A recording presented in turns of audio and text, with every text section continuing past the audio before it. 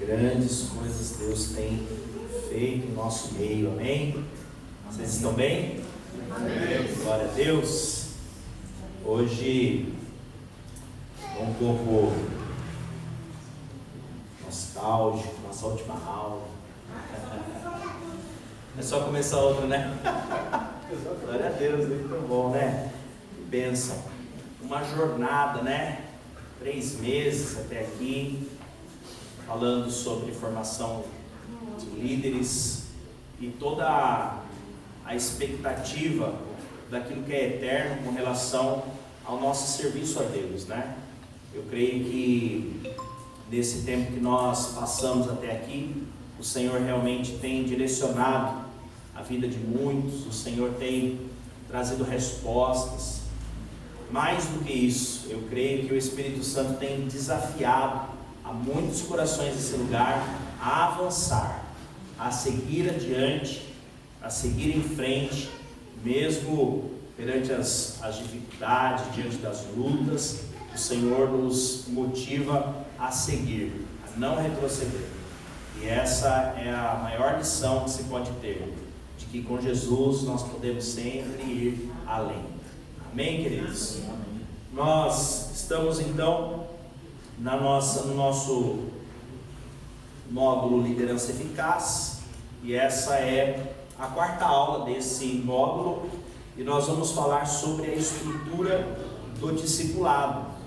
Uma aula muito gostosa, eu particularmente gosto muito dessa aula, e ela é um pouco técnica, né? Alguns pontos que a gente vai marcar e tal. Então, se você estiver anotando e quiser já deixar aí afiada aí a sua caneta e o seu caderno, nós vamos passar por alguns pontos muito interessantes, muito práticos, tá bom? Para que nós possamos caminhar dentro de uma linha clara, né? Com muita clareza diante do tema que o Senhor nos propõe hoje.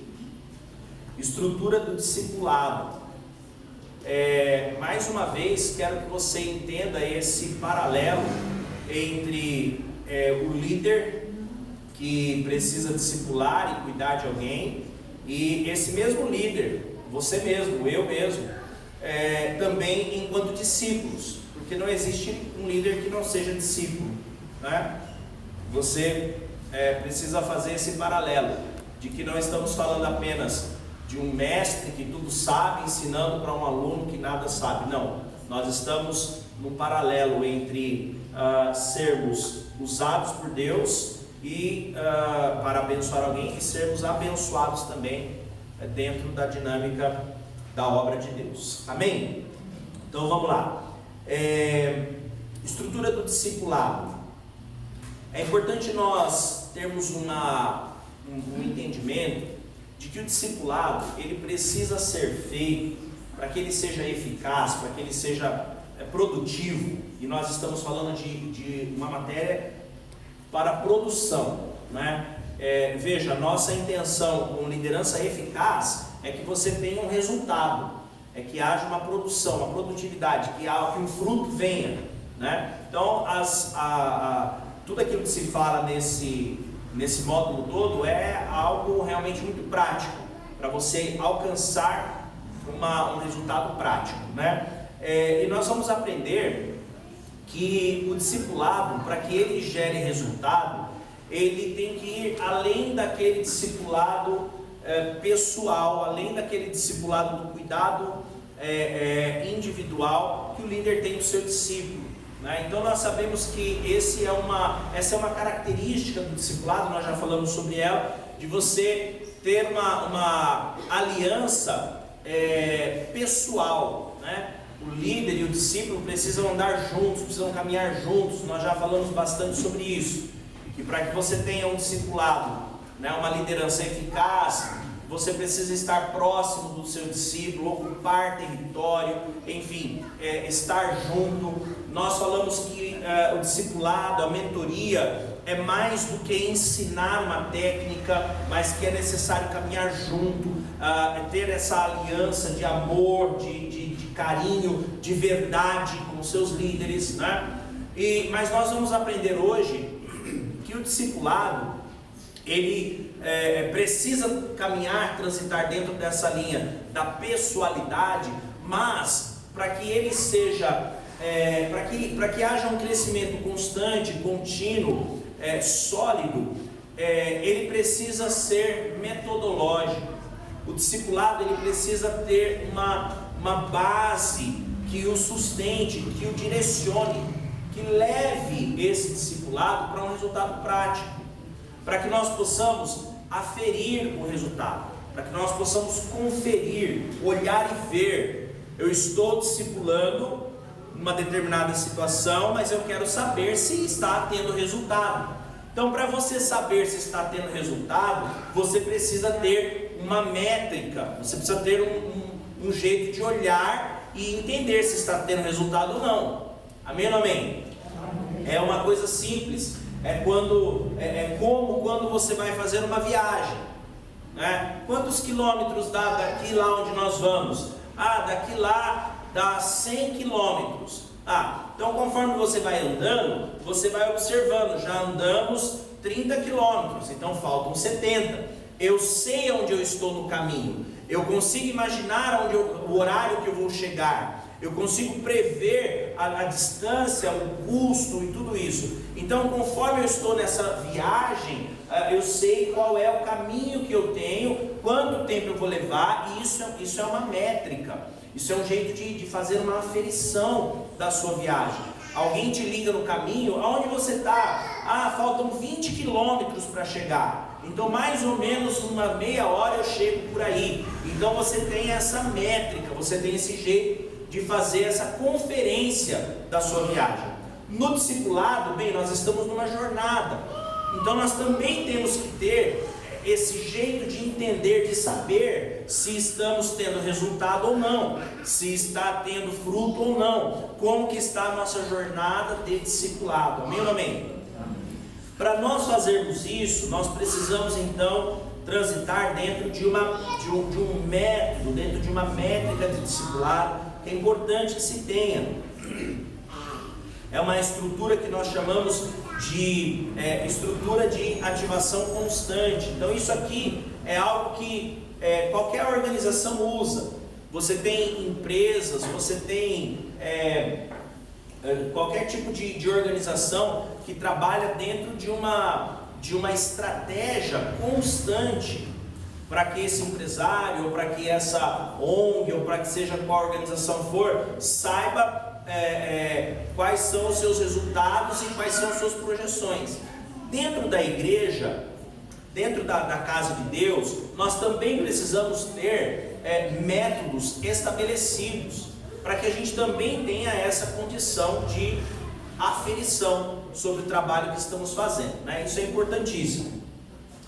Bom, existem muitos métodos de discipulado, né? Existem uma variedade grande de métodos de discipulado. Você tem, por exemplo, igrejas, né? Existe vamos falar de um trabalho que é bem conhecido, ficou famoso, né? Por bastante tempo vem fazendo um trabalho e crescendo muito, que é o trabalho daquela convenção, organização, nomenclatura, não importa o nome que se dá, o trabalho do G12, do M12, do MDA, né?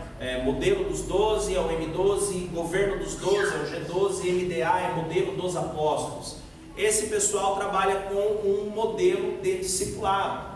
Existe uma estrutura, uma estratégia, né? É uma estrutura organizada para que as igrejas que transitam dentro dessa visão, dessa estratégia, eles conseguem verificar como que eles estão na sua estratégia de crescimento. Então ali você tem uma ordem que eles chamam de escada do sucesso, né? Ou escada do êxito, que passam por 4 pontos. Então ali você tem toda a linha em que esse discipulado vai se dar. Então é uma linha que eles tratam assim: ganhar, discipular, ganhar, consolidar, discipular e enviar. É assim que eles trabalham. Então, cada pessoa que vai chegando na igreja vai passando pelos processos, pelas etapas. Ali você tem uma série de ramificações dentro dessa escada de sucesso. Existem outras organizações de discipulado, de várias igrejas, de vários métodos. Por exemplo, você tem nas igrejas mais tradicionais, a pessoa vai chegar na igreja, ela vai passar por uma escola de adaptação ali, uma escola de integração. Depois disso ela vai fazer, por exemplo, um curso para o batismo, depois ela vai se batizar e depois ela vai fazer um curso para obras e ela vai se tornar um obreiro. É um método de organização de discipulado. Amém ou amém? Então as igrejas, elas têm os seus métodos de organização para que a sua obra seja uma obra sólida, para que ela possa avançar e crescer, e o pastor saber como que está o andamento da igreja. Bom, se ele está dando um curso de integração para novos membros, para 10 pessoas, então ele já vai fazer uma projeção de que no próximo curso de batismo ele terá lá pelo menos 10 alunos, talvez um pouco menos, alguém não queira se batizar, mas pelo menos 10 alunos ele pode ter ali. Então, se ele tem nessa escola de batismo eu estou imaginando um método aqui, tá bom? De discipulado e dando exemplos. Então, se ele imagina que ele tem 10 pessoas chegando na igreja, ele vai ter 10 pessoas para o batismo, então ele vai imaginar que posteriormente, dentro do tempo que for a organização da igreja, ele pode ter 10 pessoas candidatas ali a uma função, a uma obra específica na igreja. Sim ou não? Deu para entender isso? Então é necessário que no discipulado nós tenhamos uma organização para que a coisa não fique solta.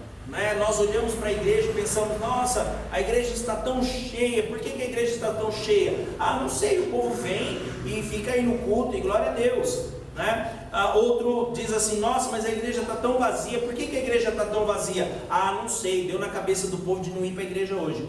Tudo bem, você não tem o controle sobre a vida do ser humano que está ali, mas você precisa ter uma condição de observação e entendimento do que está acontecendo dentro da sua igreja, ou dentro da sua equipe, ou dentro do seu grupo onde você atua. Amém ou não amém? Amém. Então é importante termos essa organização, tá? Para não ficar apenas em um discurso, eu quero apresentar para vocês um método de discipulado que não é meu, não fui eu que desenvolvi esse método de discipulado. Esse método de discipulado, ele foi desenvolvido pelo professor Edivaldo Rosa, que foi meu professor, inclusive. Ele é professor universitário, pastor, mestre em tantas disciplinas, e ele leciona essa disciplina de liderança, e ele desenvolveu, dentro desse entendimento de que é necessário ter uma ordem, uma organização, ele desenvolveu um método de discipulado que eu chamo de nutrir e servir. E eu quero colocar aqui na tela para vocês. Esse aqui, consegue apagar essas luzes aqui? Acho que facilita até para pegar na câmera, né? Esse método, esse gráfico, ele mostra uma estratégia de discipulado que a igreja pode se utilizar.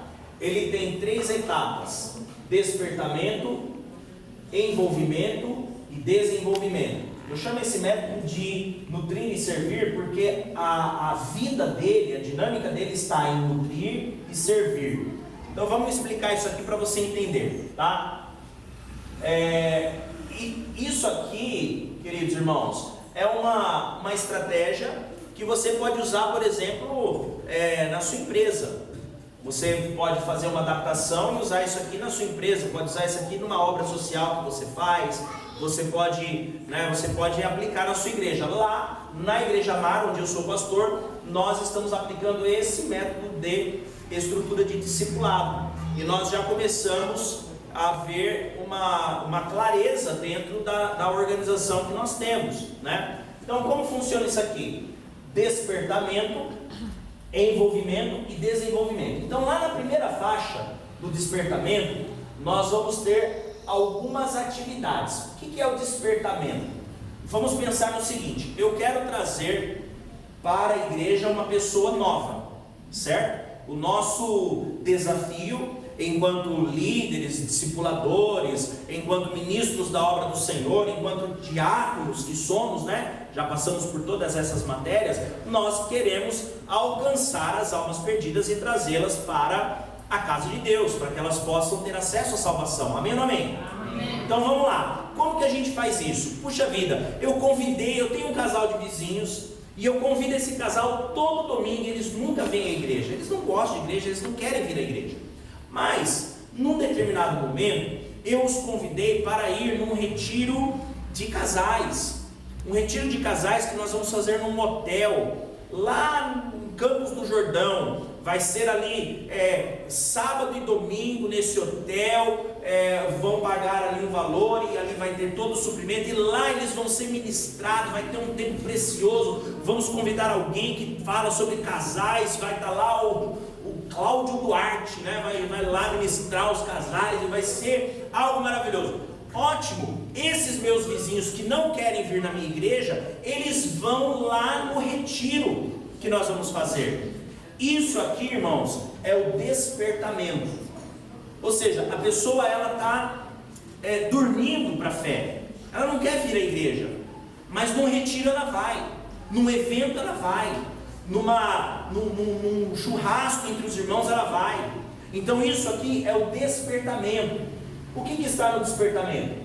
Aqui no gráfico, né? Só para fazer a leitura: retiros, congressos, seminários, cultos especiais, impactos evangelísticos, chamar o Tamanini para ministrar. A gente tem que fazer no merchan também, né, irmãos? Enfim, despertamento, coisas que estão fora do comum, do cotidiano da igreja. Quando a pessoa vai para um lugar de despertamento, ela vai voltar, ela vai chegar desse retiro, vamos recepcionar as pessoas na igreja. Vamos voltar do retiro, não vai cada um da sua casa, a gente recepciona na igreja. Ótimo. O que esse casal vai dizer? Lembra do meu casal de vizinhos? O que eles vão dizer? Uau, que fim de semana maravilhoso! Nossa, nós recebemos tanto. Puxa, eu nem sabia que a gente tinha tanto problema entre nós e foi tudo curado. Nós recebemos uma nova visão, recebemos algo de Deus, algo que está acontecendo. Que tremendo, precisa ter de novo, precisa ter sempre. Aí você que é o líder dos casais, você vai falar assim para ele: olha, vizinho, a gente não tem todo mês esse retiro, mas todos os meses nós temos uma reunião com os casais aqui na igreja, e aqui nas reuniões inclusive é que a gente organiza para fazer esses retiros. Você não quer vir aqui na semana que vem na reunião dos casais? Começa a acontecer um envolvimento. Agora a pessoa fala assim: puxa, eu vou vir na reunião dos casais, porque foi tão bom estar lá, que agora eu quero ver, eu quero um pouco mais. Então ele começa a se envolver na obra que a igreja está realizando. Amém ou não amém? Amém. No envolvimento nós temos o que? Encontros e reuniões regulares. É o culto, os cultos de jovens, de mulheres, de homens, os grupos os pontos de pregação, as células para a igreja que tem células, enfim, são as reuniões regulares. A pessoa ela começa a se envolver na obra da igreja, ela começa a se misturar com esse povo. Por quê? Porque ela foi despertada e agora ela começa a ser envolvida, ok? Depois que a pessoa está envolvida, começa o desenvolvimento. O que é o desenvolvimento? Aqui nós vamos ter o discipulado, escola bíblica dominical. Aqui nós vamos começar um tratamento de caráter. Aqui nós vamos começar a trazer um tratamento cristão para a vida dessa pessoa que está envolvida na igreja.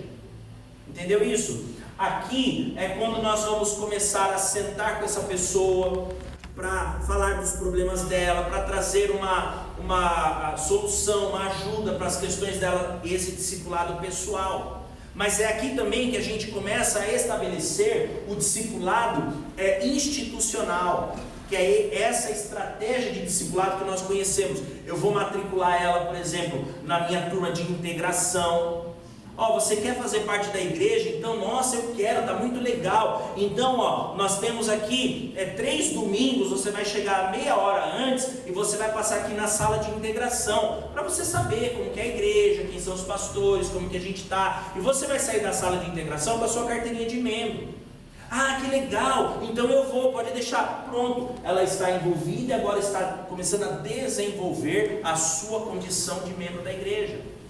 Ela já sai dessa sala de integração sabendo os dias que tem escola bíblica, sabendo os dias que tem os eventos da igreja, conhecendo a cultura da igreja. Aí a pessoa vai saber, por exemplo, acerca das contribuições da igreja, para que ela não fique escandalizada quando alguém subir e pedir uma oferta, ou falar sobre dízimo.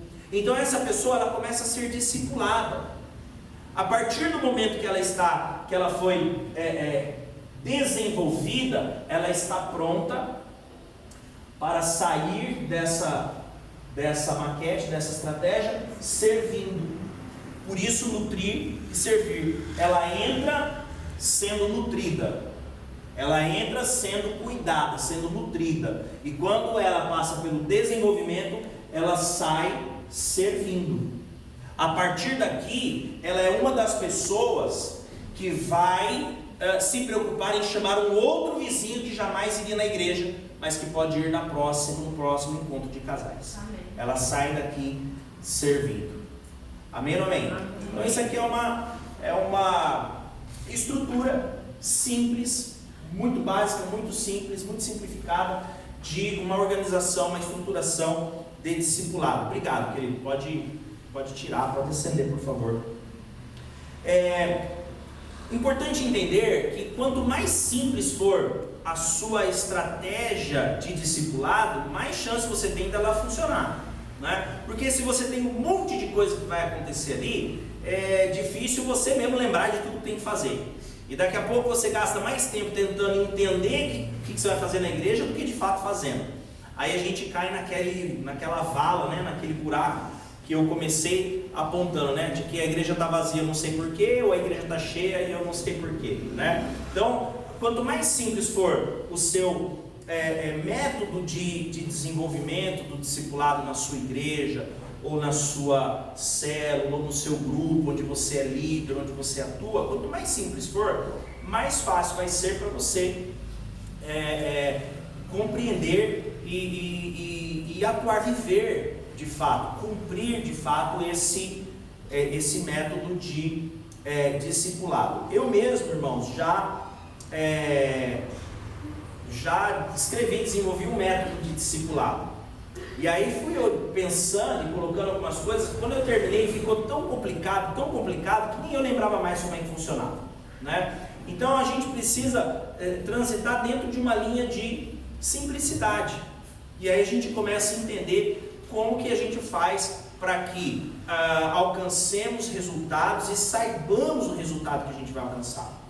Um ponto que eu acho assim, extraordinário dentro desse modelo desenvolvido pelo professor Edivaldo Rosa é que ele fala que a pessoa ela entra sendo nutrida, né, dentro do modelo, e ela sai servindo, né? E ele chama o método apenas de um modelo de formação de discípulos. Eu chamo esse modelo de nutrir e servir porque, experimentando o modelo, eu percebi uma coisa, que na verdade você entra sendo nutrido, mas quando você sai servindo, você é nutrido mais ainda. Vou dar um exemplo, acho que todos vão concordar, pelo menos aqueles que já passaram por essa realidade. Você vai fazer, por exemplo, uma ação de evangelização. O pastor convoca todo mundo para sair na rua, fazer evangelização, orar nas casas, fazer um movimento aí. Qual que é a ideia? É trazer um despertamento, certo? Na comunidade, trazer um despertamento, é algo diferente que nós estamos fazendo, ok? As pessoas que nós estamos evangelizando, a ação de evangelização é focando as pessoas que que não são crentes e que a gente quer que venha para a igreja. Nós queremos convidá-las para vir. Mas, irmão, qual é a sensação, pastor, de voltar para a igreja com o grupo que foi evangelizar e orar junto ali, finalizando aquele momento? Como que a equipe que vai evangelizar volta? Fala para mim. Triste, desanimada, cansada, ai, terrível fazer isso. Como que volta? Volta alegre, volta cheio do Espírito Santo, volta feliz. Por quê? Porque sentiu que foi usada por Deus. Aí um vai comentar: nossa, você viu aquela pessoa, eu entreguei um panfleto, ela pediu uma oração. O outro vai falar de alguma coisa que aconteceu lá e tal. Então esse movimento vai gerar também um nutrir naquele que está servindo. Então esse sistema de nutrir e servir, ele vai ser uma constante, em que você vai estar sempre servindo e vai estar sempre sendo nutrido pela própria obra da igreja. Amém ou amém? Então essa é uma estratégia importantíssima que nós tenhamos. Não exatamente esse modelo, eu trouxe o modelo para exemplificar, tá bom? Mas é importante que você tenha uma base, um entendimento de como é o discipulado dentro da sua organização. E aqui, irmãos, nós estamos dentro de uma igreja, estamos num ambiente de sala de aula. Eu procuro sempre pontuar isso, mas estamos dentro da igreja. Então aqui você precisa buscar nos pastores da igreja: pastor, o que a gente faz? Como que a gente faz? E eles vão trazer a visão da igreja. Esse modelo aqui pode ser implementado na sua equipe. Por exemplo, o modelo que o pastor te der: olha, aqui a gente faz assim, assim, assim. Você pode trazer ele para dentro da sua turma ali onde você lidera, onde você cuida, o seu grupo, né? Mas você também pode levar isso para a sua empresa, se você é um empresário. Se você é um profissional liberal, você pode levar isso para a sua atividade. Se você é um prestador de serviços, né? Basta você fazer uma adaptação simples, porque é um modelo muito simples, tem bases muito simples, né? O despertamento é a propaganda que você vai fazer para que um cliente novo te conheça. Por exemplo, você faz, na escola do pregador, nós fazemos algumas movimentações gratuitas. Nós temos aulas de graça. Não vem fazer uma aula comigo. É o despertamento. A pessoa faz aquela aula e ela fala: poxa, que legal, bacana, você gostou da aula? Então, olha, nós temos um curso assim, outro assim, papapá. E eu comecei a envolver a pessoa naquilo que eu estou fazendo. No fim do curso, ela recebe o diploma dela, sai dali formada e está desenvolvida. Você percebe isso? Então, só para eu chutei de quando a pessoa novo. faz. Meu Deus. Quando a pessoa faz uma aula, não é desenvolvimento. Quando eu faço uma promoção de um evento, de um simpósio, de uma aula, ou quando eu faço alguma coisa tipo: agora nós vamos começar, eu preciso ajustar minha agenda. Eu gostaria muito de ter chegado aqui hoje com a agenda fechada, não deu. Mas por exemplo, eu vou fazer um grupo de estudo bíblico, de graça, ninguém vai pagar nada. Então você vai entrar no grupo do WhatsApp, nós vamos sentar e nós vamos estudar o livro do Gênesis. Então nós vamos fazer uma leitura do Gênesis e estudar o livro do Gênesis. Você não vai pagar nada, você vai aprender um pouco, vai ensinar um pouco aquilo que você leu, aquilo que você sabe, vai ter um bate-papo. No fim desse tempo que nós tivermos, 2 vezes ou três vezes ali, o dia da semana que a gente for definido, eu preciso ainda fechar a agenda. Depois disso eu vou lançar a mão da inscrição. Pessoal, nós temos um curso de teologia bíblica, nós temos um curso e tal. E aí a pessoa que se motivou falou: poxa, que legal, foram aulas que me ajudaram, eu quero me aprofundar um pouco mais. A pessoa contrata o curso. Então nessa aula em que eu dou de graça, é um despertamento. A pessoa está sendo despertada para uma possibilidade de aprender. Quando eu lanço para ela a possibilidade dela se matricular, é um envolvimento. Quero que ela se envolva na escola, quero que ela fique, se torne aluna da escola, vou cadastrar ela, vou pôr ela dentro da secretaria da escola. Pronto, ela está envolvida. Agora nós vamos trabalhar o desenvolvimento dela, que são as aulas, o curso regular que ela se matriculou, né? E para mim é muito bom, porque eu comecei dando uma aula que ela não me pagou nada, e agora nenhum aluno vai ficar 18 meses pagando uma mensalidade. Então dá para você utilizar esse modelo em qualquer circunstância da sua vida que você quiser colocar. Importante é você não ficar solto, é você ter uma plataforma onde você possa aferir aquilo que você está fazendo, realizando. Senão você fica pagando no Facebook para fazer propaganda, mas você não sabe exatamente quanto você está ganhando com aquela propaganda. Deu para entender? No caso, impulsionar, por exemplo, né? Impulsionar. Impulsionar a publicação. Se eu posso impulsionar, devo impulsionar. Mas quando eu impulsionar, eu tenho que saber o que fazer com aqueles que vão entrar em contato comigo. Né? Tem até um curso para isso, né? Tem bastante. Gestão de tráfego pago. Tem bastante. Tem bastante. E vocês estão recebendo as dicas de graça. Assim que é bom, Jesus. É isso aí. Amém, queridos? Vamos para frente? Alguém mais tem dúvida? Então vamos para frente. Importante sobre o seu modelo é que ele passe por 3 pontos principais. Porque, principalmente, quando nós estamos falando de igreja, vamos trazer para o ambiente da fé, para o ambiente da espiritualidade. Quando eu falo de igreja, eu não posso achar que uma técnica vai fazer com que tudo aconteça. A palavra de Deus fala, escute, a Bíblia diz que o Senhor, lá em Atos, o Senhor ia acrescentando aqueles que iam sendo salvos. Então, é Deus quem faz a obra de convencimento. A palavra do Senhor diz que é o Espírito Santo quem convence do pecado, do juízo e da justiça. Sim ou não? Então é o Espírito Santo quem trabalha para que as pessoas se acheguem a Ele, para que as pessoas venham e se rendam aos pés dele mesmo. Nós somos instrumentos de Deus. As estratégias e os métodos são primordiais, mas vital mesmo é a ação do Espírito Santo. Diante disso, preciso colocar uma questão importantíssima. Há um método, ótimo, existe um método, mas para que isso tenha vida, para que não seja apenas um banner colocado num cantinho do que você tem que fazer, para que gere vida, para que tenha sentido, é necessário que você passe por 3 pontos, que esse método seja sustentado por 3 pilares fundamentais. O primeiro deles é a revelação. O Espírito Santo precisa revelar isso dentro do seu coração.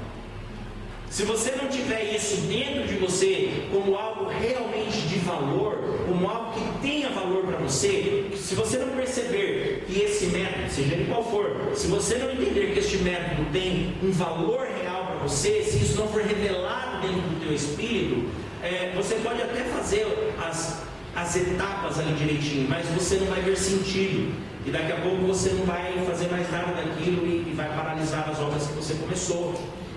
Sim ou não? Entendeu isso aqui? Então é necessário ter revelação.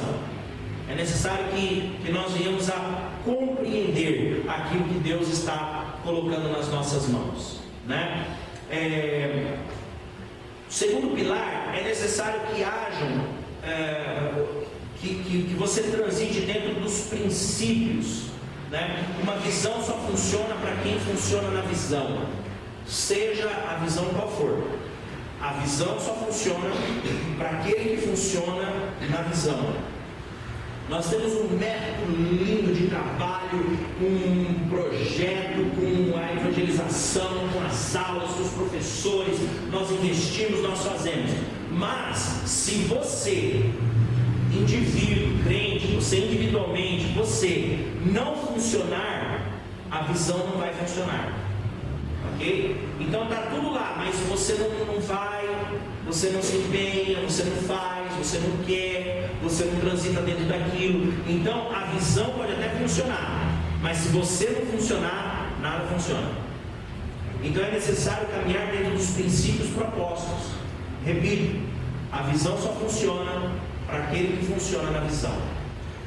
Amém? Pegou aí, como diz o Luiz Hermínio, né? Pega no teu espírito essa. Né? Terceiro pilar que nós temos que transitar nele para que tudo funcione é a honra. Não há como viver a visão de Jesus sem honrar as autoridades. É necessário transitar numa linha de honra. Ou seja, para que haja vida no método, eu preciso entender que há uma autoridade sobre aquele método. Não é não é a disciplina técnica que faz a coisa acontecer, mas é Deus quem vai acrescentando aqueles que vão sendo salvos. Não é uma estratégia do nome do culto ou do dia da evangelização que faz a pessoa se arrepender.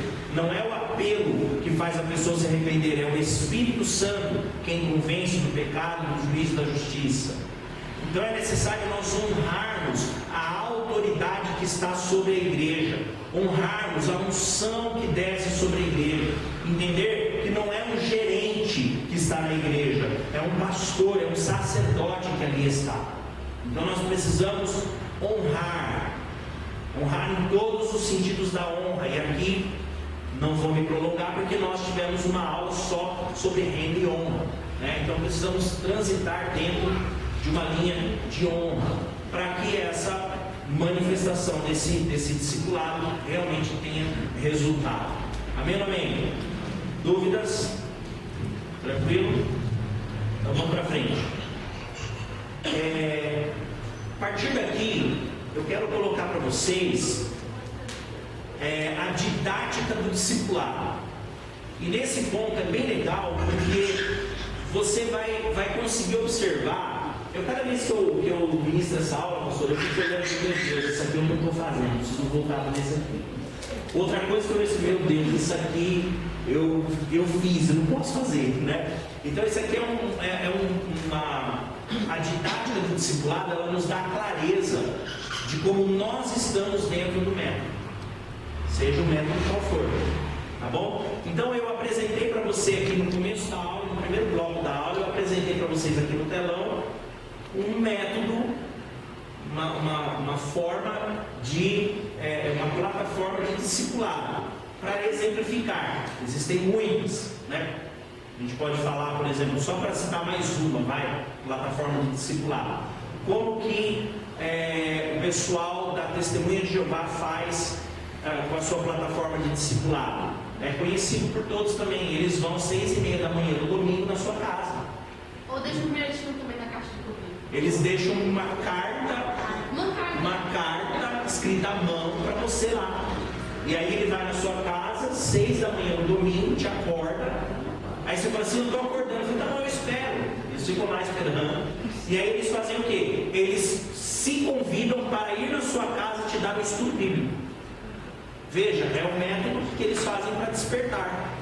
Depois desse despertamento, eles vão tentando fazer um envolvimento. Depois do envolvimento, eles vão tentar desenvolver essa pessoa. Percebe?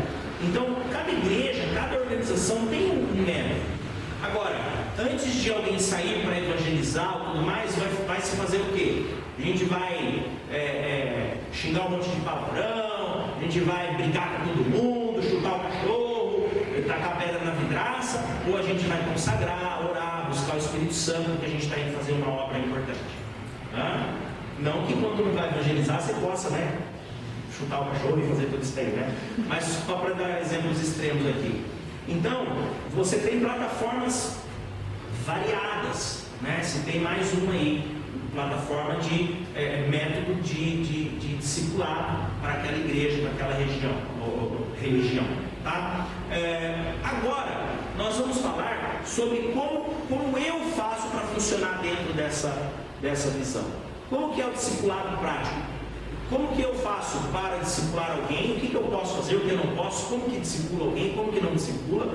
E eu como discípulo, né? Porque se eu sei do jeito que faz, eu sei o que eu tenho que fazer também dentro do discipulado, como eu estou sendo discipulado. Então, nesse segundo bloco aqui da nossa aula, nós vamos trazer a didática do discipulado. Uma definição do discipulado que foi escrita por Kate Phillips é que o discipulado é o aluno que aprende as palavras e os atos e o estilo de vida de seu mestre, com a finalidade de ensinar a outros. Isso aqui é muito importante. Então, o que é o discipulado? O discipulado é o aluno, é o discípulo que aprende as palavras, aquilo que é ensinado, o estilo de vida, né, os atos e o estilo de vida do seu mestre.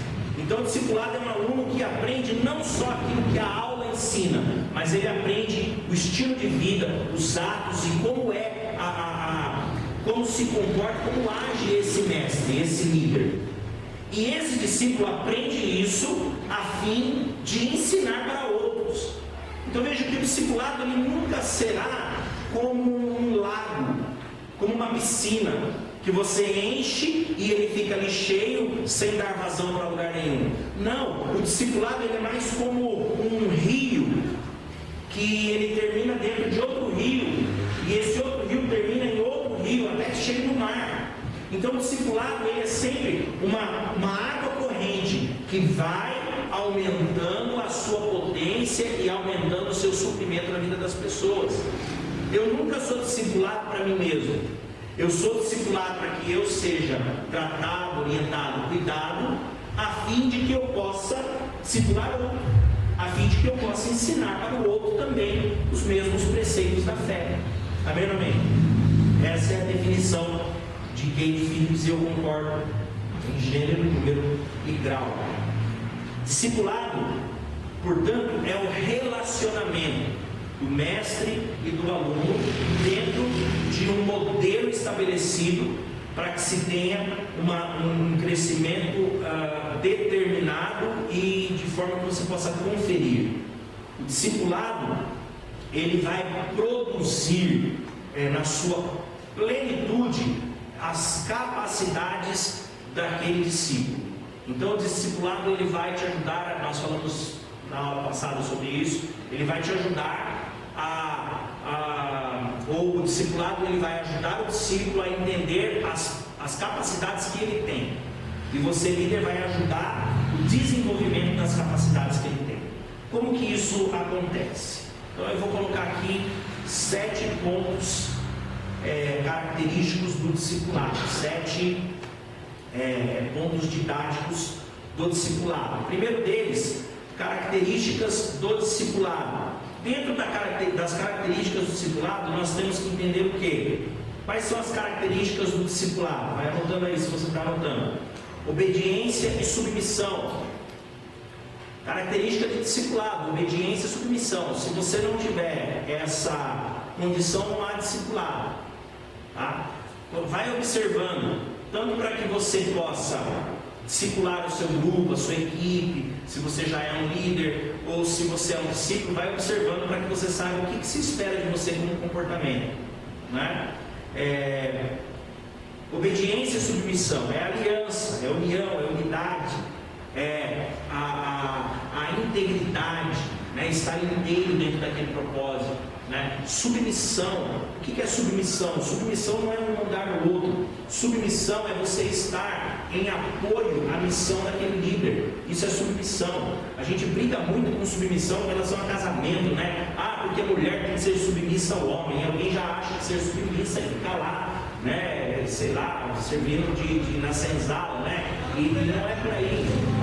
Na verdade, submissão, se você pegar essa palavra e fizer um trabalho gramatical nela bem simples, se você separar ela, submissão, estar debaixo, missão, propósito a ser cumprido. Então, submissão é você estar apoiando o propósito a ser cumprido de um líder. Por exemplo, no casamento, a esposa tem que ser submissa ao marido, ou seja, ela tem que ser ativa para que ela venha dar apoio, dar suporte para que esse marido consiga conquistar a sua missão, né? Aí alguém vai dizer assim, né? A mulher tem que ser submissa ao marido, independente da situação, né? O assunto aqui não é casamento, mas assim, se o teu marido não tem missão, como é que você vai oferecer submissão? É necessário ter missão. Então, um marido que não oferece uma missão, um cara que não tem parâmetro, não tem um cara que é torto na vida, não dá para essa mulher apoiar uma missão que não existe, não há submissão porque não há missão, né? Então muitas vezes a mulher é que tem uma missão e o marido precisa encontrar-se com Cristo, consertar ali a vida dele. Então, só para você entender o que é submissão, né? O pastor chega na igreja e fala assim: irmãos, você tem que ter submissão. Aí alguém vai falar assim: vou ter que obedecer o pastor porque agora esse negócio de submissão. Não, ter submissão é você entender a missão do seu pastor e ser suporte para ele, e dar suporte para que essa missão possa alcançar o seu objetivo.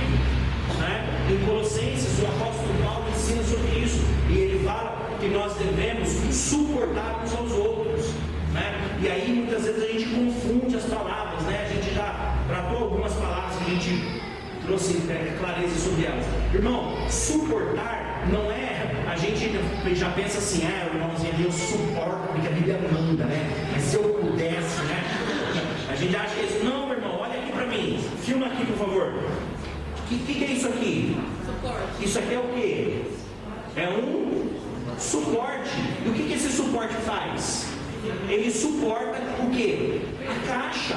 Ele está suportando aqui a caixa. Isso aqui é suportar. Este suporte está para que essa caixa possa cumprir a missão dela. A caixa tem que ficar ali, para o som sair na altura correta, do jeito correto. Mas a caixa precisa de que alguém suporte ela.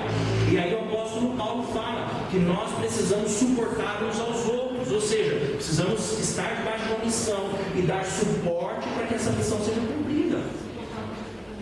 Diga assim comigo, uau! Percebe, querido? Então nós temos que suportar uns aos outros. Aí no trato pessoal, né, só para não deixar uma fala solta no ar, né? No trato pessoal, você não gosta de alguém, por que Paulo fala que você tem que dar suporte, suportar essa pessoa? É porque você tem que suportar essa pessoa na sua oração, na sua condição de levá-la a Cristo, até que ela possa então andar sozinha. Então você tem que suportar ela, dar suporte para que ela não caia, para que ela não se perca. Isso é suportar um ao outro. Amém? Então é necessário que no discipulado haja submissão e obediência. Qual é a outra característica do discipulado? É necessário que haja crescimento constante e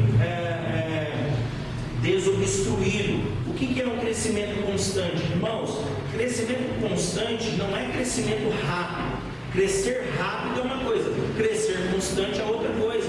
Você pode crescer de forma rápida? Pode. Deus pode fazer o que Ele quiser, de uma hora para outra. Pedro pregou e 5.000 se converteu, meu irmão. Eu nunca cheguei nessa marca aí. Eu fico feliz quando a gente faz, Pedro vem um na frente, né? Fala, oi, uma alma se converteu, né? Pensa Pedro lá, né? Mangando pra gente, né? A gente falava assim no anterior, né? Pensa Pedro mangando pra gente, dois converteu no curso, tá feliz? Quando eu preguei foi 5.000. Então, né? Deus pode trazer um crescimento muito rápido? Pode, mas o importante é que o crescimento seja constante, que você olhe e veja que as coisas estão acontecendo, ainda que devagar, elas precisam ser constantes. Como que eu sei ou por que eu preciso que esse crescimento seja constante? Justamente para saber que as pessoas estão apoiando a missão, por isso a missão consegue ir sendo cumprida. Amém ou amém? Então é um jeito de você fazer a aferição, o reconhecimento de que a sua missão, de que a sua visão estão vivas e que você está conseguindo avançar, né?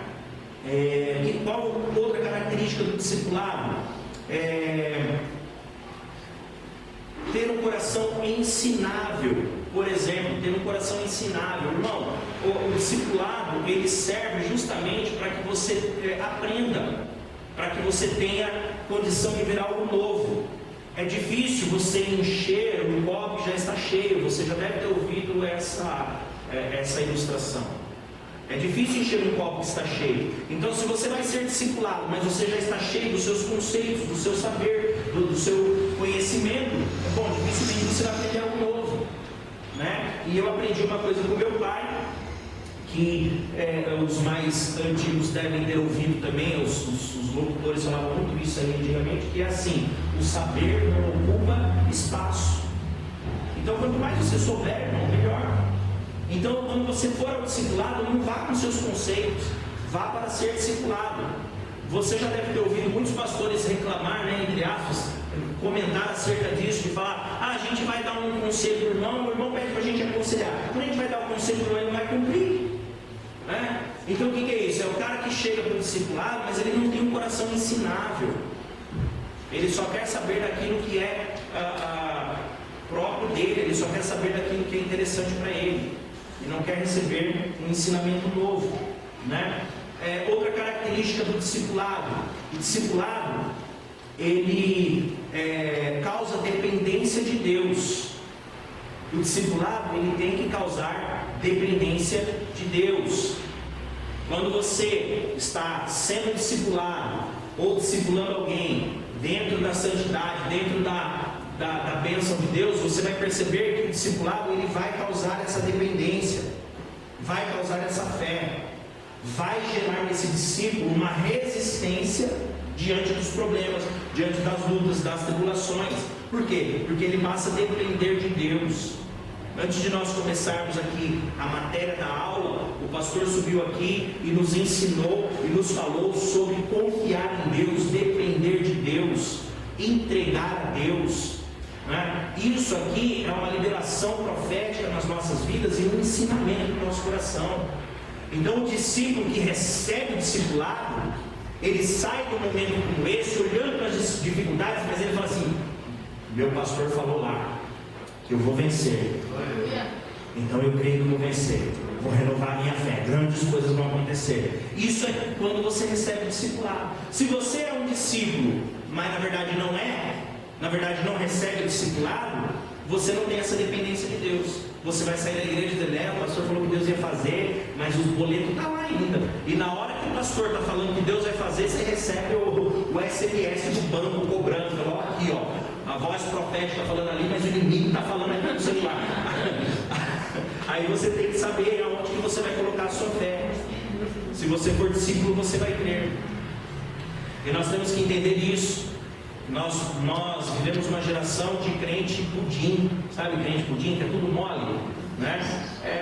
Que acha que Deus vai nos livrar do vale da sombra da morte. Não vai não, irmão. Salmo 23 fala assim: que o Senhor vai passar junto com a gente no vale da sombra da morte, Ele não vai nos livrar, Ele vai passar e Ele vai nos consolar, sabe por quê? O cajado dele, está escrito lá no Salmo 23. Então Deus não é o Deus que livra você de passar pela dificuldade, mas Ele é o Deus que passa junto com você, Então nós precisamos ter esse entendimento. Vamos para frente. Segundo ponto didático aqui para um discipulado: motivações erradas para um discipulador. Então, segundo ponto aqui, vamos falar algumas características, algumas motivações erradas para um discipulador. Coisas que não podem mover você para discipular alguém, coisas que você não pode transitar nelas para que você tenha um discipulado saudável, cristão, vivo no Espírito Santo. Primeira coisa que você não pode transitar nela para fazer um discipulado: curiosidade. Um pouco de curiosidade é proteção. Nenhuma curiosidade é ingenuidade. E muita curiosidade é controle excessivo.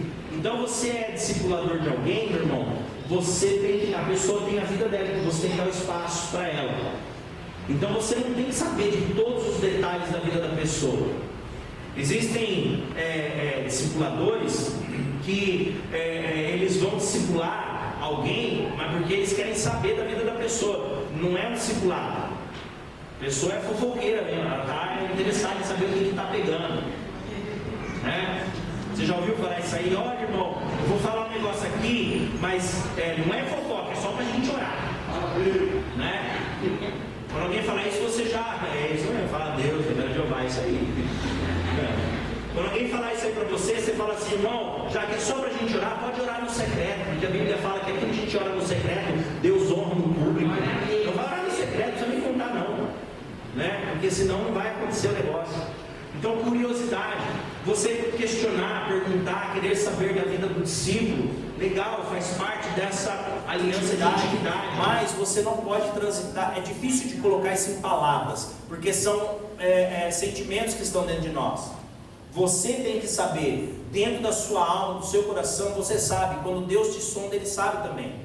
Se você está perguntando algumas coisas porque você quer ajudar esse discípulo, ou se você está transitando num nível de curiosidade, você quer mesmo saber da vida da pessoa, outra coisa que você não deve se mover para o discipulado é necessidade de manter relacionamentos para o seu próprio interesse.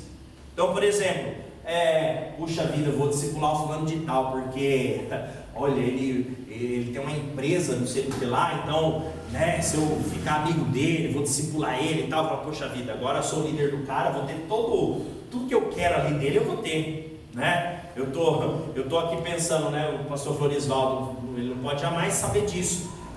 Eu vou começar a discipular o Alex porque ele é engenheiro e eu quero construir lá, então, pô, se eu me torno discipulador do cara, eu falo assim, eu estou construindo aqui, faz aqui para mim, ele não vai me negar, né? Misericórdia, irmão, isso aí é interesse, isso aí é o interesse em mim e não no discípulo, né? Eu já ouvi falar assim, por exemplo, um pastor falar do seu discípulo, né, que era chefe de uma situação importante lá na prefeitura. Aí o pastor fala assim, não, o fulano manda lá na prefeitura, tranquilo que eu mando nele, então eu chego lá e ele faz o que eu... Né? Então não é por aí, irmão. Esse não é o motivo certo para você discipular alguém. Não transite nessa linha de interesse próprio, né? Você tem que tratar o rico milionário com o mesmo carinho, atenção, do que você trata com o camarada que está desempregado, quebrado, está sendo despejado. Você tem que tratar da mesma forma. Amém ou não amém? Amém. Essa é uma importância de nós, uma maneira de nós transitarmos no discipulado, né? Ou aquilo que não se deve fazer. Mais uma aqui, daquilo que não se deve fazer, necessidade de poder. O discipulador, o discipulado em si pode ser uma armadilha, né? Para quem tem esse interesse. Elas precisam entender, essas pessoas precisam entender que o discipulado é um processo de crescimento para o discípulo e que a autoridade é espiritual. Então esse poder que a gente muitas vezes imagina que exerce, ele está mais na cabeça de quem está de fora do que de quem está de dentro da igreja, tá? Então é mais ou menos assim. Uma vez eu vou colocar de forma clara. Uma vez aluguei um salão para a igreja, precisava fazer umas reformas, combinei com o dono do salão para fazermos as reformas, fizemos e depois precisava de outras reformas. Procurei de novo ele e falei, olha, a gente quer melhorar lá assim, e aí eu quero ver contigo se a gente faz o mesmo sistema, né? Porque eu estou reformando, a gente desconta lá do aluguel. Ele disse que não, ele falou, não, se você quiser você faz lá, né? Tudo bem, ele pode aceitar ou não, é uma proposta, né? Mas a fala dele foi assim, não, você faz lá, e outra, esse prejuízo que você vai ter aí, arrumando essas coisas, depois você vai diluindo isso aí, os irmãos vão ofertando, e você vai diluindo esse prejuízo aí ao longo dos meses. Então a ideia de quem está lá fora é que o pastor, ele é dono das pessoas, e que ele chega aqui, ele obriga as pessoas a dar dinheiro, e ele usa o dinheiro, que é dele, né? Então a ideia de quem está lá fora é de que há um poder ditador dentro de uma igreja, de que há um poder de que um manda, o outro obedece, enquanto que na verdade o único rei nesse lugar é o Senhor Jesus Cristo, e todos nós somos servos do Senhor e conservos uns dos outros, né? Então se você vai começar a discipular para ter poder, irmão, nem começa porque você vai se arrebentar. A palavra de Deus diz que o Senhor resiste ao soberbo. Então não comece a discipular, não venha para a obra do altar, se na verdade o que permeia no seu coração é o desejo de ter poder, de ser visto, de ter autoridade, de alguém falar assim, nossa, olha, como, né? Isso é muito importante nós entendermos essa verdade. Vamos para frente. Terceiro ponto, perigos do discipulado. Vamos colocar aqui alguns perigos, algumas coisas que podem acontecer, o que pode dar errado, né? Tem uma como é que é agora? Esqueci o nome do cara e o nome da lei. Uma filosofia que fala que aquilo que tem chance de dar errado, certamente vai dar errado, né? Eu esqueci o nome, é engraçado isso aí. Mas tem algumas coisas que podem dar muito ruim, como a gente diz, né? Pode dar muito ruim no discipulado. Então, tome cuidado com elas. Perigos do discipulado: superproteção. Se o líder transitar dentro de uma linha de superproteção do discípulo, isso é muito perigoso, muito perigoso. Você precisa, lembra que a função do discipulado é o discípulo receber do seu mestre, receber do seu líder, para que ele possa transmitir para o outro. Agora, se esse líder cerca o discípulo de tal forma que ele fica super protegido, quando esse líder não estiver mais lá, o discípulo não saberá o que fazer. Eu estou com um problema, o líder corre para ajudar. Estou com uma dificuldade, o líder vai lá e faz tudo para ele. Eu estou com o líder vai lá e cuida. Alguém chegou e falou alguma coisa, o líder já vai lá e já protege. Não, porque isso não é saudável, tá? Isso não é saudável.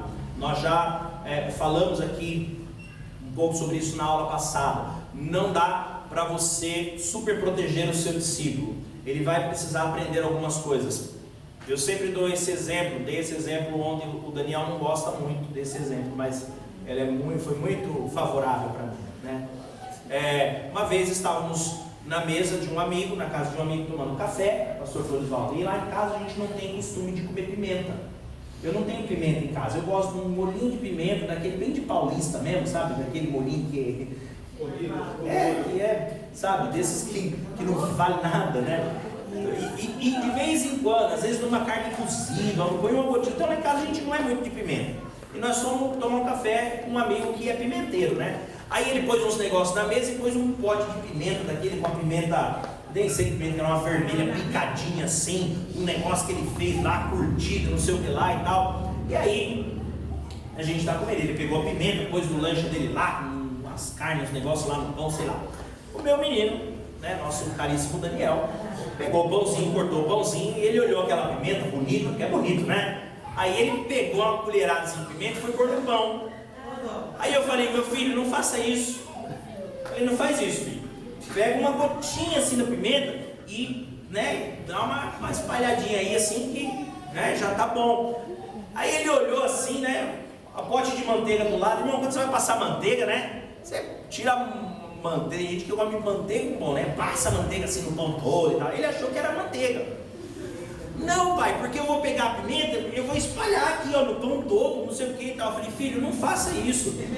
Não é assim que a gente come pimenta. Pega uma gotinha com a pontinha da faca e põe assim e tal. Não, pai, é porque... Eu falei, tá bom, filho, vai lá, manda ver. Detona. Pode comer? Pode. Aí ele foi lá no pão, coisa aquela pimenta, ficou bonito o pão dele. Fechou o pão e deu meia mordida, porque não precisou de uma mordida inteira, e o resultado todo você já sabe o que pegou, né? Aí começou a tossir, ficou desesperado, e aí vai tomar água, e aí vai comer um pão seco, e aí vai não sei o que lá. Irmão, até benzimento ele fez, entendeu? Tô brincando, benzimento não chegou a fazer nada. Mas irmão, o que é isso? Isso aqui é uma exposição que o meu filho esteve, e eu não super protegi ele. Cabe muito bem esse exemplo para o discipulado. Às vezes você dá uma diretriz para um discípulo e o cara, não, porque não sei o que, deixa ele ir. Deixa ele ir. Às vezes é necessário umas pancadas para o camarada dar uma acordada na vida. O que aconteceu? Depois desse fato, algumas vezes eu falei para ele, em situações bem mais delicadas, importantes, falei, filho, não faça isso, ó. Faz assim, assim. Não, pai, porque eu não sei o que. Aí eu falei para ele assim, você lembra da pimenta? Aí ele, nossa, é mesmo, né? Não, pai, deixa quieto, eu vou. Você entende? Então a superproteção, às vezes você acha que você está protegendo, mas você está expondo. Você está deixando aquele discípulo vulnerável, né? Então você é um discipulador, não superproteja, apenas discipule, né? Uma outra questão, um outro perigo para o discipulado é a superdependência. Superdependência é o oposto da superproteção, né? A superdependência geralmente é do discípulo para o discipulador, mas também pode acontecer o contrário, né?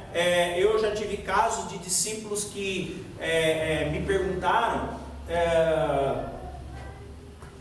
coisas básicas do tipo assim, eu estou meio atrasado hoje para o serviço, eu estava querendo ir de carro, né? O senhor me abençoou para eu ir de carro para o serviço? 6 horas da manhã no meu celular. Eu falei, filho, você tem gasolina? Né? Pastor, é lei de Murphy.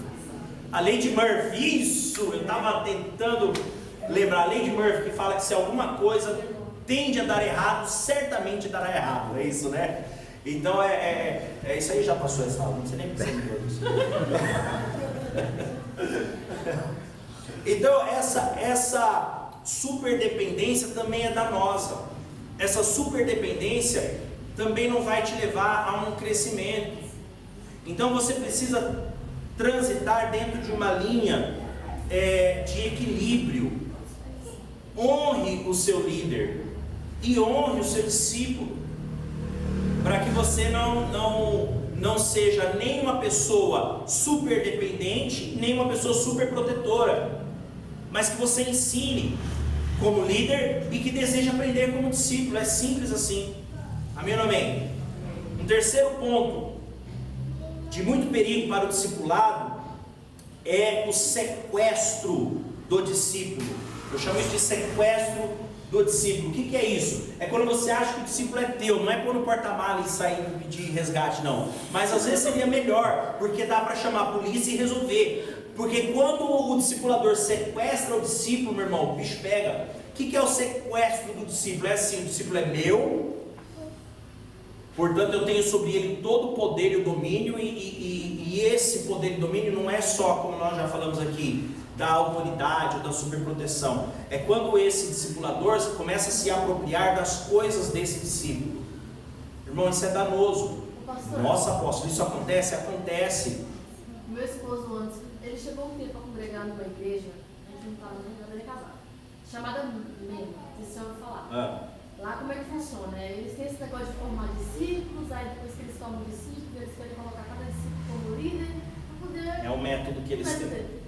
E assim, eles eram tão estranhos, porque eles queriam que o esposo focasse, tudo era igreja, que eles saíssem do emprego só para fazer a obra. Tipo assim, Deus proverá, o importante é fazer a obra. E eles iam pagar quanto por mês para o esposo? Ele estava quase perdendo emprego por causa desse negócio. Então, aí esse discipulador, ele vai fazer isso, ele causa o sequestro da vida do discípulo. Aí o líder vai lá e pega o carro do discípulo emprestado. Você me empresta seu carro, eu empresto, nunca mais ele devolve. Nunca mais ele devolve. Fica o carro 10, 15 dias, não, porque eu estou usando ainda. Né? E o discípulo não pode falar nada, porque senão é desonra. Né? Pastor, então isso é sequestro. Também participei de uma igreja que tinha células. Não sou contra células, mas chegava num certo dia de culto que todas as células se reuniam. Sim. Então eu via que tinha disputas, porque a minha célula chamou ele para minha célula, ele era vizinho, e consegui, então ficava uma disputa. Eu achava que isso era disputa. Vira quase que uma facção. Eu participei de uma lá, depois parei de participar, porque tem que seguir aquilo, só aquilo, sabe? Você não podia, por exemplo, se fosse falar sobre Mateus, e o Alex chegasse a perguntar sobre Gênesis, se a gente fosse explicar, não podia. Tem que ser sobre Mateus. Uau. Aí eu falei, mas tá errado isso aí. Tem algumas metodologias que eu achava que tinha uma disputa. Complicado, né? Era. Complicado. E essa disputa, ela acontece muito, né? O problema é quando a disputa, ela é quase que incentivada, ou até mesmo explicitamente incentivada pelo altar, né? Então assim, o pastor fala, né? O líder que vai ser ungido aqui é o que a célula for maior. Até na igreja mesmo, as pessoas iam fantasiadas, né? Roupas, bexigas e tudo.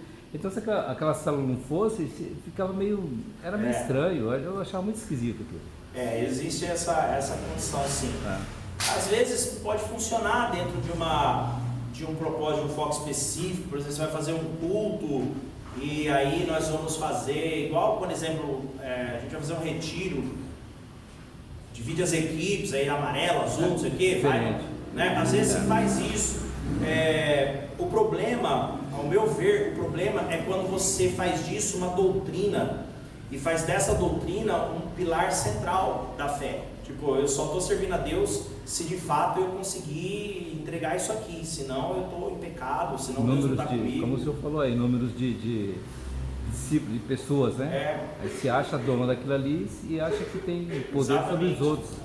Então assim, é um trânsito que realmente é muito difícil. E essas situações, elas não são discipulado, mas elas levam o nome de discipulado. Por isso que tem pessoas que você fala assim para elas assim, olha, você precisa ser discipulado. A pessoa já sofreu tanto desse negócio que chega a dar até um frio na barriga. Ela fala, o quê? Estou fora. Esse lugar fala de discipulado, porque ela acha que discipulado é aquilo lá, né? Nós precisamos entender uma coisa. Não é porque distorceram uma verdade e fizeram uma mentira em cima dela que ela deixou de ser verdade. Ela é verdade. O que precisa ser feito é tirar a mentira de sobre ela. Amém? Por exemplo, a Bíblia fala sobre Maria, né? A mãe de Jesus. A verdade sobre Maria é que ela é bendita entre as mulheres. Está escrito lá, o versículo bíblico no Evangelho dizendo que ela bendita é você entre as mulheres, bendito é o fruto do teu ventre. Está escrito lá. E ela não é? Qual que é a mentira disso? A mentira que se fez em cima disso é que ela é mãe de Deus. Não dá para você ser mãe de Deus. Você não pode ser mãe de quem é mais velho que você. Deus é mais velho que ela, não tem como ela ser mãe de Deus. Entendeu? Agora, não dá para a gente tirar a honra dessa mulher. Não dá para tirar, porque a Bíblia dá honra para ela. Entende? Então, enquanto que os católicos exageram na honra, os crentes exageram na desonra. E não é certo nem uma coisa nem outra, né? A gente ouve o ensinamento de Pedro. Uau, o apóstolo Pedro falou. E o ensinamento de Maria? O mandamento de Maria é fundamental. Eu preguei isso, a gente estava no retiro, né? Foi no retiro, né? Eu falei sobre o mandamento de Maria. Foi, né? Falei sobre o mandamento de Maria. Ela chama o pessoal lá e fala assim, chama o pessoal e fala assim para eles: façam tudo o que ele disser. Quer dizer, faz tudo o que Jesus falar. É o mandamento de Maria. A gente tem que obedecer o mandamento de Maria. Ela diz: façam tudo o que Jesus falar. Pronto, né? Então não é porque alguém distorceu uma verdade que ela deixou de ser verdade. Então o discipulado, ele está na Bíblia, na sua forma de ser, né? Os métodos de ação estão aqui. Nós é que não podemos nos apropriar dele, fazer dele uma ferramenta para nosso próprio crescimento, né? Ou para nosso próprio crescimento pessoal, né? Digamos assim. Amém ou não amém? Vamos para frente, para a gente terminar aqui. Quem deve discipular? Quem deve discipular dentro da ordem da igreja tem que ser designado pelo pastor da igreja. Quem deve discipular é alguém que tem capacidade para isso. É alguém que passou pelo discipulado, alguém que aprendeu. Meu irmão, não dá para você levantar para ensinar se você não sentar para aprender. Amém ou amém? Eu trouxe aqui uma plataforma de discipulado que é muito bacana. Enquanto estava com ela aqui no telão e falando, eu percebi muitas pessoas filmando, tirando foto, porque é legal mesmo, não é? É fera o negócio aqui, eu sei que é show de bola. Não fui eu que fiz isso aqui não, aprendi. Estava sentadinho lá na minha cadeirinha, meu professor abriu o telão dele, começou a ensinar, falei: uau, olha o que esse cara está falando. Aprendi, agora levantei e vim ensinar. Então, se você não sentar para aprender, você não pode levantar para ensinar, né? Então, quem pode discipular? Quem está preparado para isso. E não só preparado do ponto de vista intelectual, acadêmico, mas quem está preparado do ponto de vista espiritual. E nessa baila quem determina é o pastor da igreja. Então não adianta você vir aqui com a carteirinha de teólogo: pastor, eu já estou formado aqui, estudei lá com o Tamanini, agora eu sou formado, eu vou pregar aqui. Se ele não te abençoar, meu irmão, fica pianinho, sentadinho lá, porque é como diz o outro, né? Não entra não sem instrução do profissional. Porque o barato é louco, irmão. Entende? Quinta questão sobre a didática do discipulado: motivações do discipulador. Discipular é uma ordem de Jesus. Então ele disse isso, Mateus 28:19: ide e fazei discípulos. Então nós temos que fazer discípulos. É uma ordem de Jesus. O discipulador, ele é um instrumento de Deus para fazer, ou para tratar, ou para ajudar a trazer o crescimento, a edificação do discípulo, né? Você não pode ser motivado, nós já falamos sobre aquilo que é perigoso no discipulado. Então você não pode ser motivado pela exigência, como foi o caso do esposo aqui da da irmã, que a igreja estava exigindo que ele fosse um líder, que ele deixasse algumas coisas para que ele pudesse liderar, discipular. Você não pode fazer isso por exigência, e você não pode fazer isso também por um medo. Eu tenho medo de que se eu não fizer Deus vai me cobrar, Deus vai pesar a mão. Não, na verdade, a motivação para o discipulador ser um discipulador é a motivação eterna, é olhar para as coisas eternas, é olhar para alguém e falar: eu tenho condições de ajudar essa pessoa a entender melhor a Deus, a entender melhor os caminhos de Deus. Eu posso ajudar essa pessoa assim como tem alguém que me ajuda. Então a motivação correta para discipular alguém é ajudar a pessoa a encontrar-se com as coisas eternas. Amém ou amém? Amém. Todas as outras questões são supérfluas, podem fazer parte, mas a base é essa: ajudar a pessoa a chegar na eternidade com Deus. Sexta divisão didática do discipulado: condições básicas para um discipulador. Então eu quero ser discipulador. O que eu preciso para eu ser discipulador? Base para você ser um discipulador: ser discípulo de Jesus. Meu irmão, se você não for discípulo de Jesus, não vai. Você tem que ser crente. Crente, irmão. Crente, não é mais ou menos. Você tem que ser discípulo de Jesus. Você tem que estar disposto a aprender de Cristo, a tomar a sua cruz. Tem que ter uma vida de espiritualidade ativa, não é? Uma vez eu, conversando com um primo meu, logo que eu comecei no ministério, o pastor Florisvaldo, comecei ministrando numa grande igreja, um grande ministério, e lá nós recebíamos ajuda de custo, eles cobriam o aluguel da nossa casa e tudo mais. E um dia eu estava fazendo uma visita e encontrei um primo meu na cidade, e ele me perguntou, né? E aí, como é que você está? Não sei o que. Ele falou: estou bem, não sei o que. Eu falei: o que você está fazendo? Você está trabalhando num lugar? Eu falei: estou trabalhando na igreja. Ele falou: não, mas você está trabalhando? Eu falei: não, eu trabalho na igreja, sou pastor da igreja, e eu trabalho integral na obra lá. Eu falei: mas como assim? Eu falei: eu trabalho na igreja, eu ministro o culto, cuido das obras da igreja, e o ministério me paga. Nossa, a igreja te paga? Aí ele falou: o que eu preciso para eu ter um emprego desse aí? Ele falou, aí eu falei assim: primeira coisa, você precisa se converter. Aí ele disse assim para mim: tá bom, acabei de me converter, e agora? Preciso do quê? Né? Então, a questão não é: então agora acabei de me converter, não, você tem que ser discípulo de Jesus. Se você não tiver carreira de fé, você não pode ser um discipulador. Precisa ter uma vida de comunhão com Deus, de oração, de santidade, senão você não pode ser um discipulador. Precisa ter fome de adquirir novos conhecimentos. Não pense que você sabe tudo. Alguém sempre pode ensinar. Você sempre pode se aprimorar. Sempre pode se aprimorar. Não é porque você fez um curso e se formou nesse curso que agora já sei tudo, pode. Não, você sempre pode se aprimorar. Você quer ser um discipulador? Sempre precisa estar aprendendo. Você quer ser um discipulador? Você precisa estar debaixo de liderança espiritual. Alguns vão chamar de paternidade, outros de cobertura, outros vão chamar de aliança, outros vão chamar de pastorado, outros vão chamar, não importa o nome que você dá. Os dois últimos: você precisa ser discípulo de Jesus, você precisa ter uma vida de comunhão com Deus, comunhão diária com Deus, satisfatória.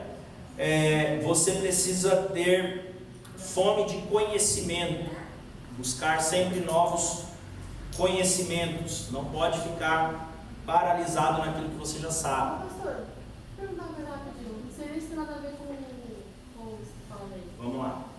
Eu tenho uma dúvida. Quem unge o pastor, presbítero, diácono?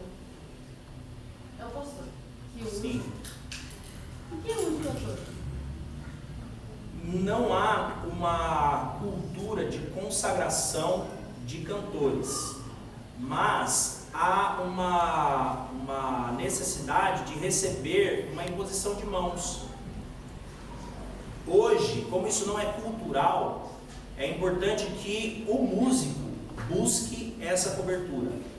Que o músico procure o pastor e diga para ele: pastor, eu vou entrar no Ministério de Louvor, o senhor ora por mim? Dentro da equipe do Ministério de Louvor, geralmente existe isso. Alguém que vai passar a integrar uma equipe, o líder vai receber numa reunião essa pessoa, vai pôr as mãos, orar e delegar sobre ela essa autoridade. Agora, um cantor, como é o caso da irmã, que é um cantor solo, que é um cantor que se move dentro dessa condição, é bom procurar o seu pastor da sua igreja e dizer para ele: pastor, o senhor pode me abençoar como levita, como cantora? É importante, a gente usa esse nome, né? Mas não, levita é porque eram, exatamente, levita é porque são da tribo de Levi, aqueles que eram sacerdotes do altar e tal, são culturas, né? Então o nome levita a gente usa, não. Tem gente que confunde, levita não existe cantar. Não. Levita é tribo de Levi recebia as ofertas, não é isso. Basicamente é isso. E uma família da tribo de Levi eram responsáveis pelo sacerdócio. E daí foi se migrando isso para a questão dos cantores, porque eram os levitas da tribo de Levi que eram os cantores, os mestres que cantavam no templo e tudo mais. Daí foi se atrelando uma coisa a outra e vai gerando cultura. Então assim, eu aprendi uma coisa: não dá para a gente brigar com cultura. Então não adianta eu querer ser ditado e falar assim: irmão, você fala que é levita, você é pecado, que não é levita. Não, eu não falo que é levita. Eu vou falar uma coisa do alto da ignorância acadêmica dele, que mal sabia escrever o nome, mas uma sabedoria incrível. Ele dizia assim, quando alguém corrigia ele, né, em alguma fala, alguma coisa, ele dizia assim: você entendeu? Entendi, vô. Então não complica. Então, dentro da sabedoria do meu avô, eu procuro transitar. Por exemplo, eu ensino academicamente que igreja a gente não abre, né? Igreja a gente não abre, igreja a gente não funda. Houve uma igreja que foi fundada pelo seu único fundador, de Jesus Cristo. Igreja a gente planta. Mas assim, pense em quantas conversas de pastores eu já tive, que os pastores: eu abri minha igreja, não sei o que lá e tal. Eu não vou ficar brigando com o cara, né? Você não abriu, que nem abre igreja, que planta, não tem problema. Vai falar por quê? Porque eu entendi o que ele quer dizer, ele entendeu, então tá tudo certo. Se a gente vai cair numa sala de aula e vai falar de conhecimento sobre isso, aí a gente explana todos os detalhes do conhecimento. Amém? Mas é bom buscar uma unção, uma consagração, por questão de cobertura espiritual, de liberação espiritual. É porque assim, de fato, a minha mãe também, eu já perguntei ela uma vez, ela nunca foi ungida, mas a profissão dela é cantora, ela tem que ser gravada, ela sempre fez desde que eu me entendi por gente. É importante. E eu também nasci desde barriga, né? Também cantando. Então. Só que de um tempo pra cá, de fato, eu vivo da música, com cantora gospel. Então, às vezes eu fico: será que eu tenho que me ungir também, né? Geralmente o pessoal transita numa área de uma consagração para missionário, para pastora, para pastor, né? Pastor cantor, pastor do louvor. Geralmente acaba acontecendo dessa forma. Mas é importante, de uma maneira ou de outra, receber uma unção, uma consagração, porque a gente está lidando com coisas do reino, né? Já pode me ungir, pastor. Aí, ó. Se ele achar que deve. Isso. Né? Vamos seguir, vamos terminar.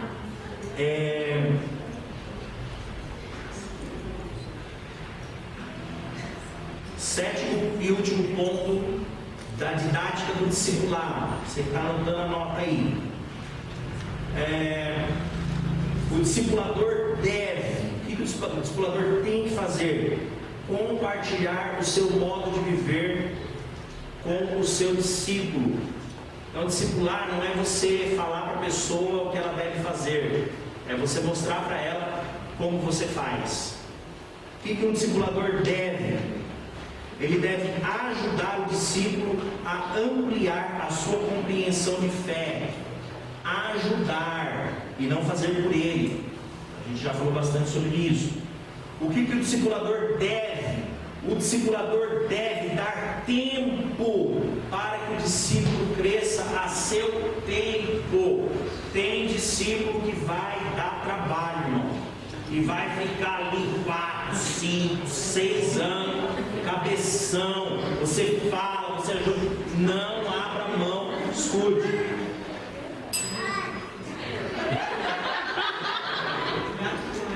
O horário está passando, preciso terminar, vocês não podem falar? Gostei desse negócio. Né? Tem discípulo que dá trabalho. Irmãos, não abra mão daqueles que são mais difíceis. Não abra mão.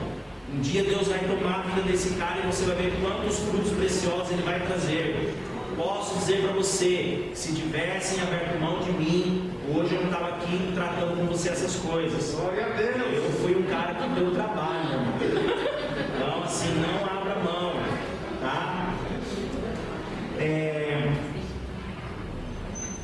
A última aqui que o discipulador deve ensinar como se aplicam os princípios bíblicos nas circunstâncias da vida da pessoa. O discipulador precisa ensinar o que a Bíblia fala. A arte de discipular é você pegar um texto bíblico e explicar na língua que a pessoa entende. Eu não estou falando da tradução da língua que ela, nativa dela. Eu estou falando da linguagem e do jeito que ela entende. É você pegar um versículo que fala: honrará teu pai e a tua mãe para que se prolongue os seus dias sobre a terra, e explicar para aquele jovenzinho: cara, você não pode levantar a voz assim com sua mãe, porque é feio, porque Deus se chameia com isso, por isso. Porque se você citar para ele, Êxodo 20 diz, isso aí não vai entrar no coração dele. Mas se você ensinar a linguagem dele, ele vai aprender. Eu termino a nossa aula e o nosso estudo.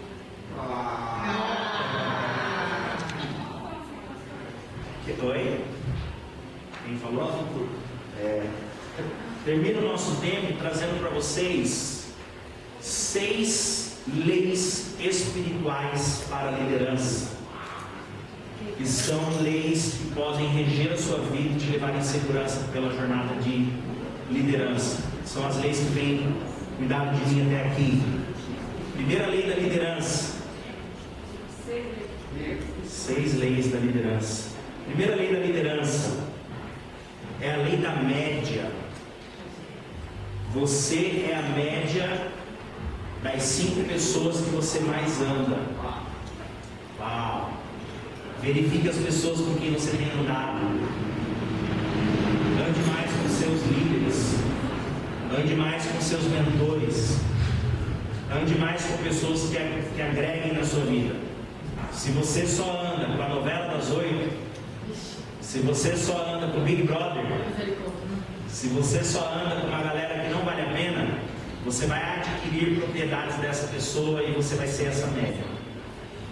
Lei da média. Segunda lei da liderança. Lei da renovação. Porque o que não se renova, envelhece. E o que envelhece, morre. Então, renove as ferramentas da sua liderança. Nunca fique parado. Eu já sei tudo, conheço todos os métodos, todas as formas, estou na estrada há tantos anos, conheço tudo. Lê do engano. Renove as suas ferramentas. Lei da renovação. O missionário Ronaldo Lidório, ele tem uma frase, ele diz assim, que os cães de ontem não são capazes de caçar as lebres de hoje. Então as lebres de hoje têm novos truques, precisam de cães atualizados. Então não se engane, se renove. Terceira lei da liderança. Lei do pleno saber. Quem não senta para aprender, não pode levantar para ensinar. Veja que eu transito dentro dessas leis, eu cito isso aqui direto. Lei do pleno saber. Se você não sabe algo, alguém falou alguma coisa que você não sabe, procure saber. Procure entender. Procure conhecer. Nós nos conhecemos aqui na Despertar, na Despertai, num treinamento de diáconos. As cadeiras eram desse lado, eu estava aqui, nós começamos a nossa fala e nós cantamos uma canção, um hino da harpa. Como é que é? A gente cantou a mansão dourada.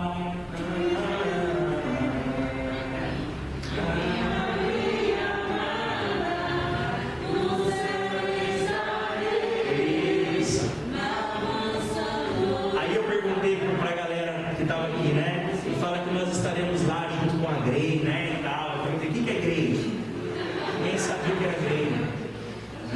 Ué, mas você está cantando, tá lá com a Grey. A Grey, a prima da Gretchen. A Grey não é a prima da Gretchen. Grey é gado miúdo, é gado pequeno, gado que não é de grande porte, ou seja, faz referência a ovelhas. Estarei junto com o rebanho de ovelhas do Senhor, a Grey e amada. Multidão, né, pastor? Oi? Multidão, né? Multidão. Então é o que significa. Então você viu alguma coisa, ouviu, alguém falou algo que você não sabe o que é, anota e vai procurar saber. Né? Essa é a lei do pleno saber. Que nem anal, né, pastor? Anal, né? Canta, ninguém sabe o que é. Não sabe o que é. Aí eu tenho um pastor, eu uso esse vídeo na aula no curso de formação de pregadores, do pastor que diz que o Danal era valente, vocês já devem ter visto, né? O Danal era valente, ele não sabe o que é anal, né? Então, né, solta o cabo da Danal. Danal não soltava o cabo, ele solta o cabo da Danal, mas o Danal está na internet, né? Eu uso esse vídeo aí como abertura da minha aula para pregadores, é importantíssimo, né? Então você tem que, se ouviu alguma coisa que você não sabe, O que é? não, é barco pequeno, uma canoa, uma embarcação. Não, solta o cabo da nau. A nau fica na plataforma amarrada com o cabo. Então você solta o cabo da nau e vai, porque é Jesus quem está no barco, é o discurso da criação. Né? Então é para soltar o cabo da nau. É como a dona Chica que ficou admirada pelo grito do gato dele. E a gente não sabe o que é, né, que ela fica, né? Porque a dona Chica admirou Cezê. O que admirou? Né, o sobrenome dela, Chica admirou? Não, a dona Chica admirou-se. Né? Enfim, vamos ficar falando de música porque já passou aqui. A culpa não é minha, vocês que estão me provocando. Vamos lá. A penúltima lei da 3, faltam 3, da liderança. Oi? É a quarta? Não, já foi. 1, 2, 3, eu falei a quarta. Lei. Não, é a quarta. Eu estou com pressa aqui porque os irmãos estão ficando bravos. Adoraram. Vamos terminar então, né? A última aula, né? Pois eu não tenho problema que ninguém vai poder bater em mim mais. Olha, não faça isso. Né? Então vamos lá. A lei do pleno saber, foi o que eu falei aqui agora, né? Lei do modelo, lei da liderança espiritual, lei do modelo. As suas ações falarão mais do que as suas palavras, sempre, sempre. Isso é uma regra de comunicação. Numa palestra, um palestrante, ele vai descobrir que quando eu falo que eu vou para lá, eu preciso apontar para lá, para que o seu cérebro entenda que há um movimento de ir. Porque se eu falar assim, eu vou para lá, você não vai entender o que eu estou indo. Agora se eu falar assim, nós vamos para lá, a minha ação comunica mais do que a minha fala. É aquela brincadeira do vivo morto. Aí eu falo vivo e abaixo, todo mundo abaixa, porque não é o que eu falo, é o que eu faço. Deu para entender? Então, é a lei do modelo. Você é líder, você é modelo. As pessoas estão olhando o que você faz e muito menos o que você fala. Lei da reflexão. Essas duas últimas aqui, irmãos, são fundamentais. Lei da reflexão. O que te irrita no outro não é o pecado do outro. O que te irrita no outro é você ver o seu pecado sendo cometido pelo outro.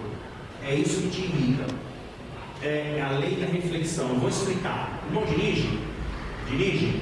Sabe quando você para no farol, morrendo de pressa, mas você para no farol e não fura o farol e vem um motoqueiro e fura o farol e quase pega o pedestre, vai embora e você fica bravo com ele? Você não ficou bravo com ele. Você queria ter feito o que ele fez, mas você não pôde fazer e viu ele fazendo, então você fica nervoso. É a lei da reflexão. É quando eu vejo o meu pecado sendo cometido pelo outro. Por isso que digo, uau! Por isso que quando você tem um discípulo ou alguém na igreja, você não vai com a cara da pessoa, comece a olhar bastante para ela, porque você vai começar a se ver e isso pode trazer cura para você. Então essa é a lei da reflexão. O líder precisa conhecer a lei da reflexão. Tá? A última lei que eu quero apresentar para vocês e para nós de fato terminarmos nosso tempo é a lei do 80-20. Marca aí, lei da liderança, lei do 80-20. Essa é uma lei que é pouco realizada pelos líderes e eles sofrem muito por não conhecer a lei do 80-20. A lei do 80-20 funciona assim: você dá 80% do seu tempo, da sua disposição, para 20% dos seus discípulos que querem, e 20% do seu tempo para 80% das pessoas que não querem. A gente faz isso de maneira contrária. Quer perguntar? Quer que volte? Lei do 80-20? Lei do 80-20. Você dá 80% do seu tempo para os 20% de discípulos que querem, que estão afim, e 20% do seu tempo para 80% que não querem. Geralmente o líder faz o contrário. Nós temos 20% de pessoas na igreja que, como diz no linguajar popular, que trinca junto. O cara que está junto, 20%. Aí o líder, o pastor, por exemplo, faz o quê? Ele pega 80% do tempo dele para ir atrás do irmão que não quer nada. O irmão que não vai no culto, que não vai na consagração, que não está na Santa Ceia, que vai quando quer, que devolve dízimo quando quer, que faz do jeito que quer, tá? E o pastor fica lá no pé desse cara. Qual que é a cabeça do pastor? Estou falando pastor, porque nós transitamos nessa linha pastoral. Mas o líder, lá na sua equipe de louvor é assim, na sua equipe de jovens é assim, os líderes fazem isso. Qual que é a mentalidade? Não, eu preciso ativar esse que não quer nada com nada para que ele venha. Esse aqui que está comigo, tudo ele faz, ele dá o sangue, ele trinca junto. Esse cara, eu não preciso dar tempo para ele porque ele já está bom. Eu preciso ir atrás do outro que está com problema. Lei do engano. Você precisa cuidar desse aqui que está junto, porque é ele que dá fruto.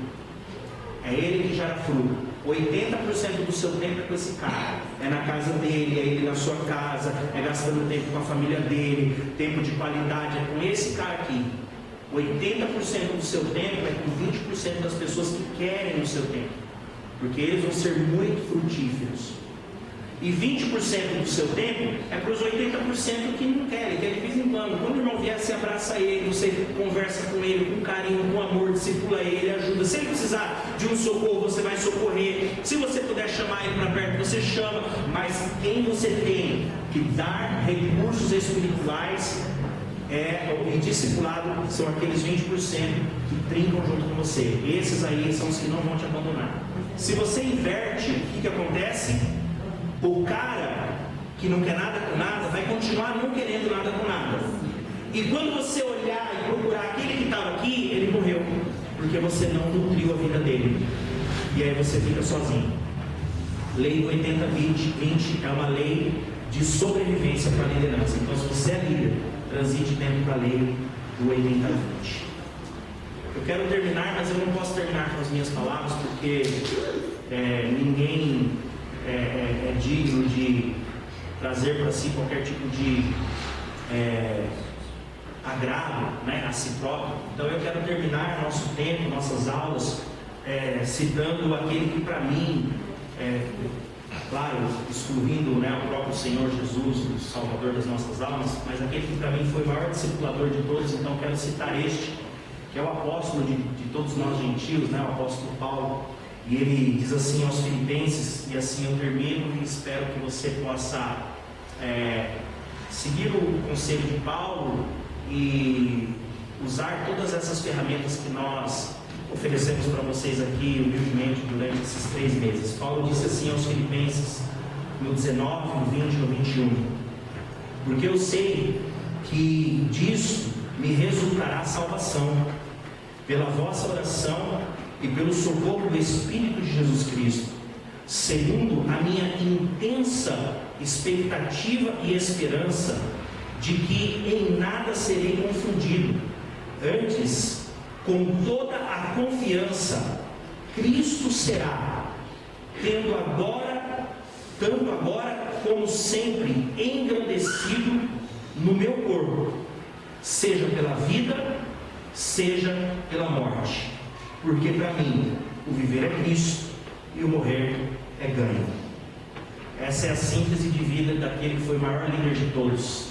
Então, para nós que estamos trilhando na trilha da liderança, que possamos andar nessa revelação. Para nós, o viver é Cristo e o morrer é Ele.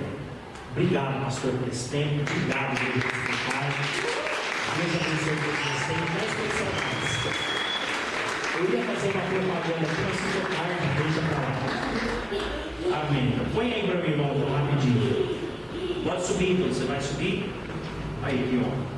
Terminar esse aqui com o ídolo aqui em cima, meu irmão. Você quer perder essa oportunidade. Irmãos, nós